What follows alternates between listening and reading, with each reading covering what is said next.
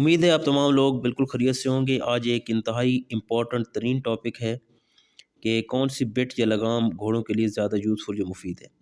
Basically ہمارے ہاں عمومی طور پر 4 قسم کی بٹس استعمال ہوتی ہیں یا لگام استعمال ہوتی ہیں، جن میں ہمارے پاس اسٹیل ہے، آئرن ہے، کاپر ہے اور ایلومینیم شامل ہے۔ ہم ان شاء اللہ تعالیٰ ایک ایک کر کے ان تمام کی خصوصیات ڈسکس کریں گے اور لاسٹ میں نتیجے نکالنے کی کوشش کریں گے کہ کون سی بٹ جو ہے وہ زیادہ یوزفل ہے یا زیادہ استعمال کرنی چاہیے۔ سب سے پہلے اگر ہم بات کریں اسٹیل کی، تو اسٹیل ان تمام بٹ میں جتنی بھی یہ 4 قسم کی بٹ ہیں ان میں سب سے زیادہ جو ہوتی ہے وہ سخت ہوتی ہے، اور اس میں سافٹنس بہت کم ہوتی ہے، جو کسی بھی ہارس کے لیے جس کے جبڑے سینسٹیو ہیں اس کے لیے اچھی نہیں سمجھی جاتی۔ دوسرا یہ کسی بھی ہارس کے منہ میں سیلیویشن یا جس سے ہم لعاب کہتے ہیں یا تھوک کہتے ہیں وہ پیدا نہیں کرتی۔ تو جب یہ لعاب یا تھوک پیدا نہیں کرتی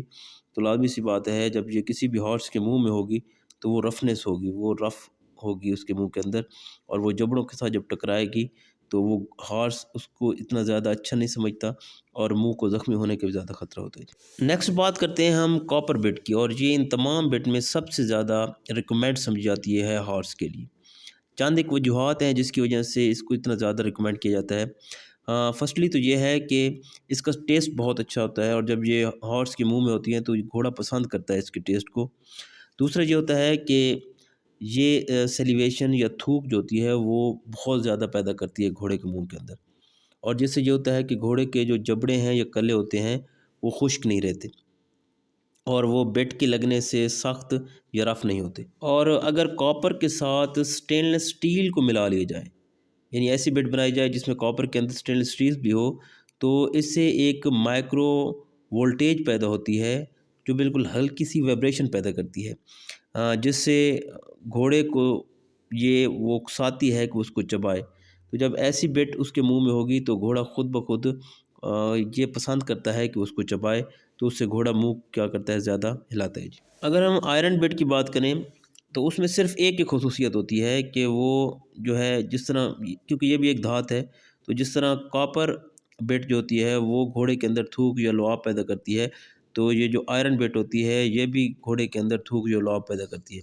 لیکن اس سے ہٹ کے باقی جتنی بھی خصوصیات کاپر کے اندر ہیں وہ آئرن کی بٹ کے اندر موجود نہیں ہوتی، اور اس میں ایک ڈرا بیک یہ ہوتا ہے کہ اس کو زنگ وغیرہ بھی لگ جاتی ہے، تو جس سے وہ خراب ہو جاتی ہے، یا اگر اس کو زنگ آلود ہو اور پھر وہ گھوڑے کے منہ میں دی جائے تو اس سے کلے خراب ہونے کا خدشہ ہوتا ہے۔ آخر میں ہم بات کرتے ہیں جی ایلومینیم بٹ کی۔ تو ایلومینیم جو دھات ہے وہ ان تمام دھاتوں میں سب سے لائٹ ویٹ ہوتی ہے، یعنی کہ اس کا جو وزن ہوتا ہے وہ بہت کم ہوتا ہے، اور سیکنڈلی یہ ہے کہ یہ بہت سافٹ ہوتی ہے۔